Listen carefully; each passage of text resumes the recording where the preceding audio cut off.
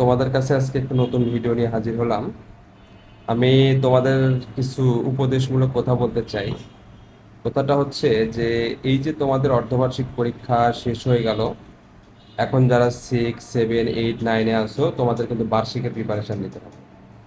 আর যারা তোমার ধরো এসএসসি পরীক্ষা দিবে তোমাদের কিন্তু টেস্ট পরীক্ষার প্রিপারেশনটা নিতে হবে। আর জানো এবার কিন্তু পরীক্ষা কিন্তু জানুয়ারি মাসেই হবে।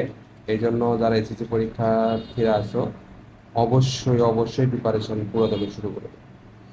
আর অন্যান্য ক্লাসের যারা আছো তোমাদের অর্ধবার্ষিক অনেক স্কুলে রেজাল্ট হয়ে গেছে। ভালো করো বা খারাপ করো যাই করো, এখন সামনে ভালো করার চেষ্টা করতে হবে। অর্থাৎ বার্ষিক পরীক্ষার জন্য পুরোদমে প্রিপারেশন গ্রহণ করো। তাহলে দেখা যাচ্ছে তোমাদের সার্বিক একটা রেজাল্ট ভালো হবে। আর আরো একটি কথা যোগ করতে চাই এর সাথে, যে বার্ষিকে যে ইয়েগুলো আছে, অধ্যায়গুলো আছে, এই অধ্যায়গুলো আগে দ্রুত শেষ করে নাও। তারপরে অর্ধবার্ষিকের অধ্যায়গুলো সুন্দরভাবে চর্চা করো। যেহেতু অর্ধবার্ষিক আপনার কমপ্লিট করাই আছে, এই জন্য বলবো যে বার্ষিকের অধ্যায়গুলো অতি দ্রুত শেষ করে নাও। আর সবাইকে ধন্যবাদ।